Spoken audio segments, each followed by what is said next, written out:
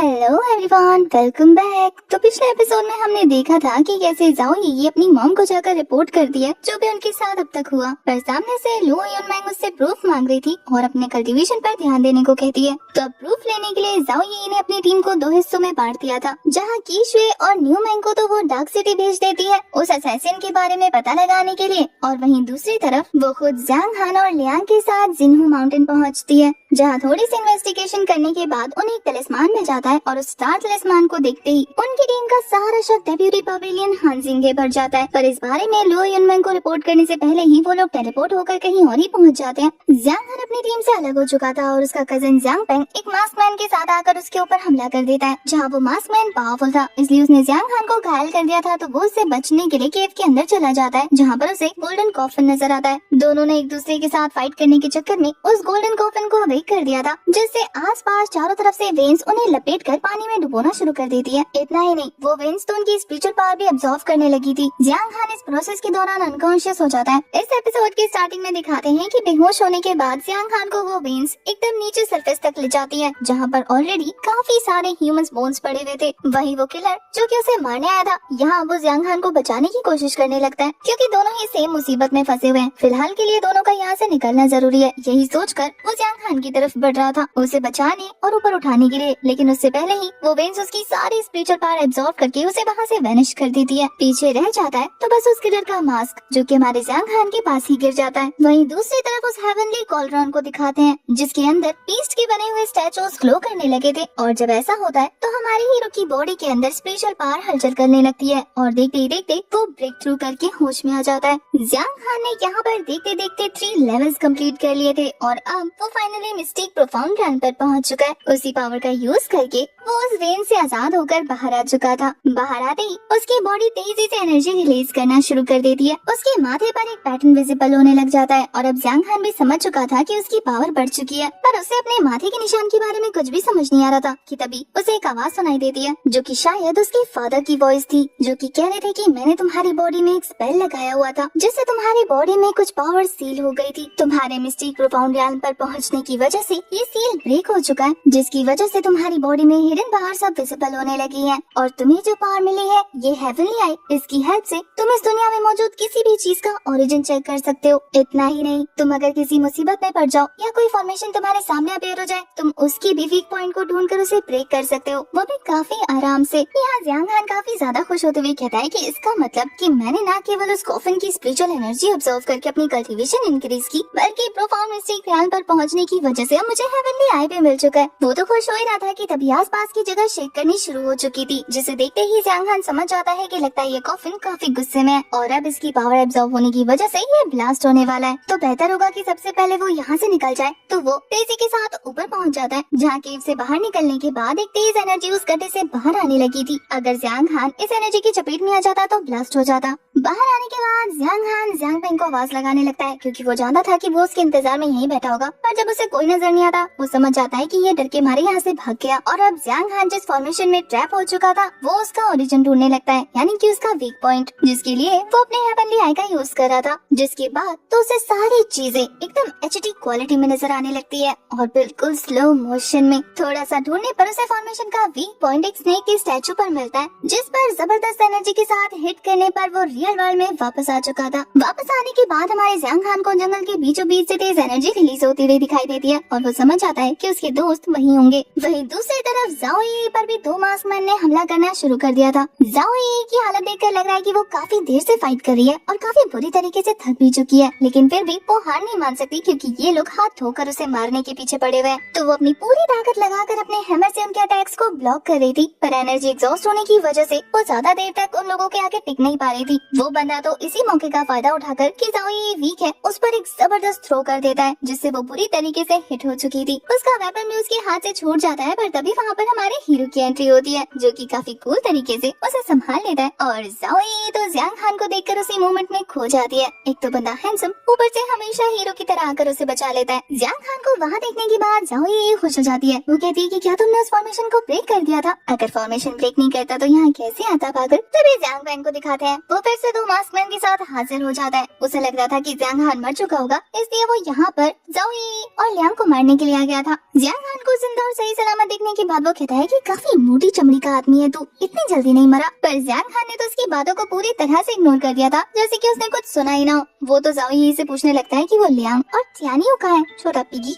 पर उसकी बात कंप्लीट होने से पहले ही उसे लियांग की आवाज सुनाई देती है, जो कि कहता है कि ब्रदर हान, मैं यहाँ पर हूँ, इधर देखिए, यहाँ फंसा हुआ हूँ। दिखाते हैं कि बंदा एक फॉर्मेशन में ट्रैप है, जिसमें वो मूव भी नहीं कर पा रहा है सही से। ज़ोई ये बताती है कि ये प्रोफाउंड हेवन गार्डियन फॉर्मेशन है। जब तक कि आप रीइंकार्नेशन लेवल पर ना पहुंच जाओ, तब तक आप इस फॉर्मेशन को ब्रेक नहीं कर सकते। ब्रेक क्या, खरोच भी नहीं दे सकते। फिलहाल इनकी टीम में जितने भी बंदे मौजूद है वो मिस्टिक प्रोफाउंड रियान पर है, और हर रियान पर 10 लेवल होते हैं। रीइंकार्नेशन रियान तो इनसे 2 रियान ऊपर है, तो सोचो यानी 20 लेवल ऊपर होना पड़ेगा इन्हें। लेकिन देखा जाए तो वो लोग उस फॉर्मेशन के अंदर सेफ है, क्योंकि असैसिन्स उन पर हमला नहीं कर सकते। पर दूसरी तरफ लियांग को दिखाते हैं, ऐसा लग रहा था जैसे कि अंदर उस पर टॉर्चर हो रहा, बाहर निकलने के लिए मरा जा रहा था। वहीं उन लोगों को आपस में ही बातें करता देखकर जियांग पेंग का ईगो हट हो जाता है। वो कहता है कि तेरी हिम्मत कैसे हुई मुझे इग्नोर करने की। वो दोनों मास्कमैन को ऑर्डर देता है कि जान से मार दो इन्हें, एक भी बच के जाने ना पाए। वो लोग भी हमला करने के लिए आगे बढ़ने लगते हैं। वहीं यहाँ ज़ाओ ये बताती है कि दोनों ही मास्कमैन मिस्टिक प्रोफाउंड रियान की पीक पर है। वो जियांग खान से पूछती है कि क्या तुम सच में इनके साथ फाइट करना चाहते हो, पर वो तो अपना डैगर निकाल कर पहले से ही रेडी था।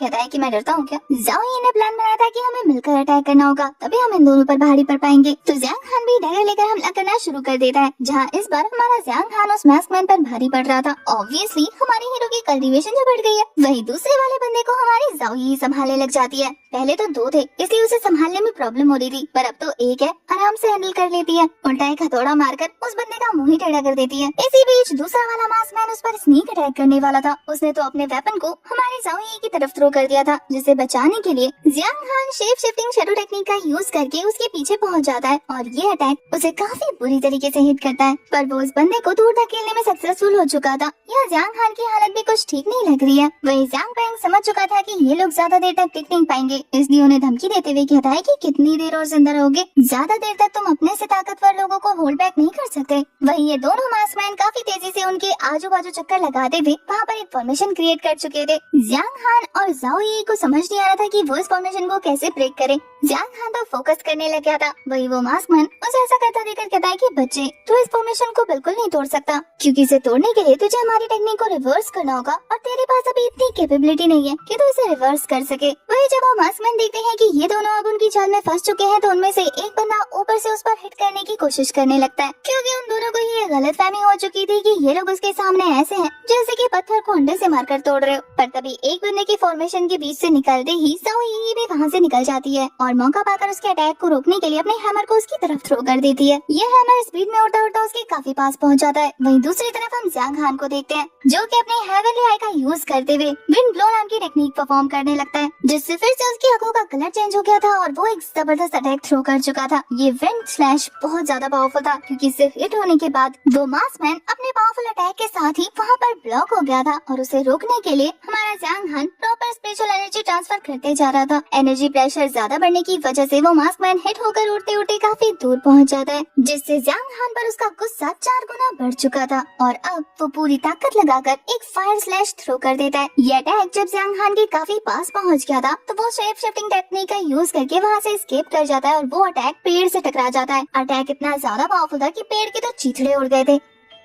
जब वो मास्कमैन जियांग खान को उसकी जगह पर नहीं देखता, तो वो देखकर हैरान रह जाता है कि आसपास उसे कहीं भी जियांग खान नजर नहीं आ रहा। पर तभी उसका साथी उसे चौकन्ना करते हुए कहता है कि तेरे पीछे है बेवकूफ, संभाल खुद को। पर तब तक काफी देर हो चुकी थी, क्योंकि हमारे हीरो ने उस पर एक जानलेवा स्ट्राइक थ्रो कर दिया था, जिससे हिट होने के बाद उस बंदे के मास्क के अंदर से ही उसका चेहरा पूरा चिथड़ा उड़ चुका था, और देखते देखते उस बंदे का खेल खत्म हो जाता है। अपने साथी को मरता देखकर दूसरे वाले को गुस्सा हो जाता है, वो भी जियांग खान के पीछे लग चुका था। पर इससे पहले कि वो जियांग खान पर अटैक कर पाता, तभी पीछे से हमारी ज़ाओ यी गुस्से में आकर उस पर हैमर मारते हुए कहती है कि तेरी हिम्मत कैसे हुई, मैं वहाँ तुझसे लड़ रही थी और तू वहाँ से भाग कर आकर मेरे जूनियर ब्रदर पर हमला कर रहा है। वो मास्कमैन तो उसके पावरफुल अटैक को ब्लॉक कर रहा था, और वहीं ज़ाओ यी कहती है कि तेरी ओपोनेंट मैं हूँ, तो अगर मुझे छोड़ के गया ना तो देख लियो, इसे हैमर से मारकर पिचका दूंगी। और फिर वो उसके बैंड बजाते हुए कहती कि तुझे क्या लगा कि तू एक साथ दो लोगों को संभाल सकता है? तूने खुद को इतना बड़ा तोप समझा हुआ है, या फिर तू मेरी इंसल्ट कर रहा है कि मैं तुझे अकेले नहीं मार सकती? अगर ऐसी बात है ना, तो तूने मुझे चैलेंज कर लिया, और अब तो मैं तुझे मार कर दिखाऊंगी। और वो बात करते करते उस बंदे को इतनी बुरी तरीके से उलझा देती है कि वो बंदा जियांग खान के बारे में भूल जाता है और वो पीछे से आकर उस पर हमला कर चुका था। असल में जाओ ये उसे डिस्ट्रैक्ट कर रही थी ताकि जियांग खान उसे मार सके। उन दोनों मार्क्समैन को निपटाने के बाद जियांग खान जाओ ये से पूछता है कि क्या तुम ठीक हो। वो तो उसे छेड़ते हुए कहती है कि मैं तो ठीक हूँ, लेकिन तुम बताओ कुछ ही घंटों में ब्रेक थ्रू करके मिस्टिक प्रोफाउंड ज्ञान पर पहुँच गए। इसका मतलब तो ये है कि तुमने अपने अंदर काफी कुछ छुपा के रखा हुआ है। हम तो तुम्हारे टीममेट्स हैं, आखिर हमसे कौन सी बातें छुपाना। बताओ बताओ इतनी जल्दी इतनी तेजी से आगे कैसे बढ़े। कहानी मारकर बड़े मजे से पूछ रही थी, पर जियांग खान कहता है कि ये तो बस मेरा लक था, जो मुझे इतनी अच्छी अपॉर्चुनिटी मिल गई और मैंने उसका फायदा उठाते हुए ब्रेक थ्रू कर लिया। पर वो इसके बारे में आगे बता पाता कि तभी जियांग पेंग उस पर अपनी स्वॉर्ड से हमला करते हुए कहता है कि तू आज मेरे हाथों से मरेगा। ये बोलने के बाद अटैक कर देता है बिना ये सोचे कि 2 असैसिन्स हमारे हीरो के हाथों से मारे जा चुके हैं। वो उससे ज्यादा पावरफुल थे, पर फिर भी जियांग खान के हाथों से पिट जाता है। जियांग खान ने तो उसे ऐसे जमीन पर पटक दिया था जैसे कि उसने कोई मच्छर मार दिया और फिर वो उसे अपने पाँव के नीचे दबा देता है। अब तो उस बंदे की फट चुकी थी। वो कहता है कि जियांग खान तुम्हें क्या लगता है कि तुम क्लाउड ड्रीम पवेलियन में किसी को भी ऐसे ही मार सकते हो? अगर तुमने मुझे बिना एक्सप्लेनेशन के मारा तो फिर क्लाउड ड्रीम पवेलियन के लोग तुम्हें जिंदा नहीं छोड़ेंगे। वैसे तो जियांग खान उसकी धमकियों से नहीं डरता, लेकिन पवेलियन के रूल्स काफी ज्यादा स्ट्रिक्ट थे, इसलिए वो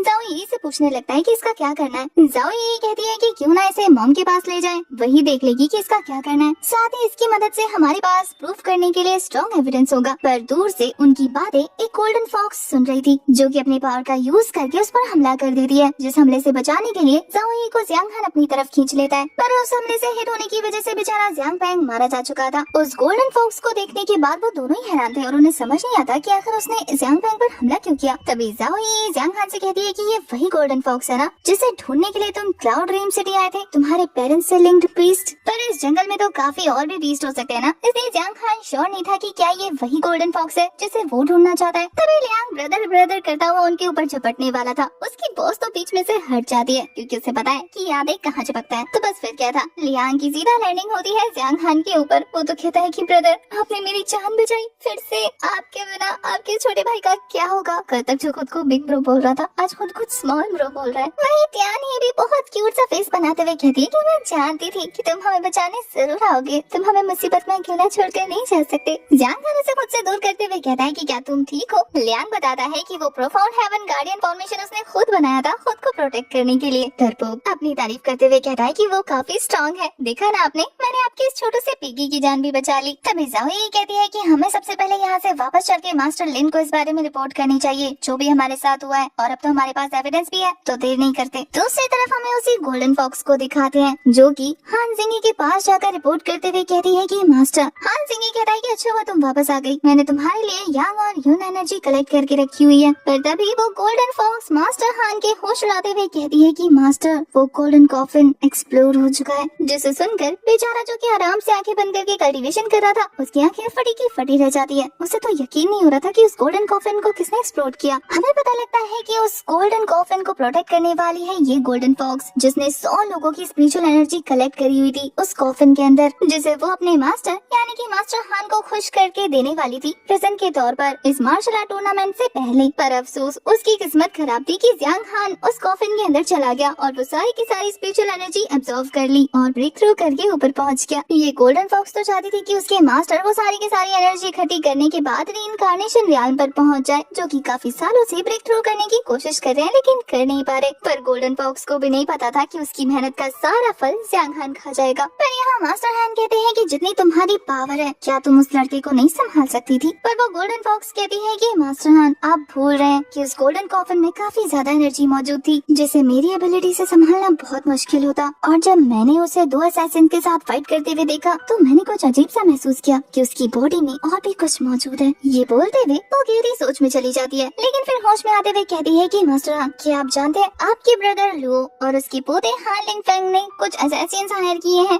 जाओ यी और उसकी टीम को मारने के लिए, और ये काम उन्होंने जियांग पेंग के हाथों से करवाया था जो कि ऑलमोस्ट पकड़ा जा चुका था। मुझे डर था कि पकड़े जाने के बाद जियांग पेंग अपना मुंह ना खोल दे और हमारा प्लान चौपट ना कर दे, इसलिए मुझे उसे जान से मारना पड़ा। यहाँ पर डेप्यूटी पवेलियन मास्टर हान को तो सिर्फ हमारे जियांग खान के बारे में जानना था। वो कहता है कि जब तुम उसके विलेज में गए थे इन्वेस्टिगेट करने के लिए तो तुम्हें क्या चीजें पता लगी। गोल्डन फॉक्स बताती है कि जब वो अपने विलेज में था तो उसकी कल्टीवेशन पर्पल मेंशन की 3rd लेवल पर थी, लेकिन फिर अचानक से उसकी एबिलिटी 7 लेवल ट्रांसफॉर्म हो गई। वो अपने से ज्यादा कल्टीवेशन वाले लोगों को आराम से हरा पा रहा था। उसे तो ब्लड डिवाइन एबिलिटी भी मिली जो कि शेप शिफ्टिंग शैडो टेक्निक थी। इतना ही नहीं, हाल ही इतने में उसके पास एक हेवनली लेवल का बीस्ट पाया गया है। आखिर ऐसा कैसे पॉसिबल है मास्टर? ये सुनकर तो डेप्यूटी पवेलियन मास्टर हान काफी ज्यादा खुश होते हुए कहते हैं कि इसका सिर्फ एक ही मतलब है कि उस लड़के के पास हेवनली बीस्ट कोल्ड्रॉन की पावर्स हैं। गोल्डन फॉक्स भी इस बारे में सुनकर हैरान होते हुए कहती है कि क्या हेवनली बीस्ट कोल्ड्रॉन उस लड़के के पास है? तो क्या इसका मतलब ये है कि वो डिसेंडेंट है उन दोनों का? अब ये मोहतरमा किन दोनों की बात कर रही है, ये तो हमें आगे के एपिसोड में पता लगेगा, क्योंकि इसी सीन के साथ हमारा ये वाला एपिसोड हो जाता है खत्म। आपको आज की एक्सप्लेनेशन कैसी लगी कमेंट करके जरूर बताना। कमेंट में कोई कंजूसी नहीं चाहिए, एक प्यारा सा हार्ट जरूर कमेंट करें ताकि मुझे नेक्स्ट एपिसोड लाने की मोटिवेशन मिले। तब तक के लिए bye bye, tata, take care.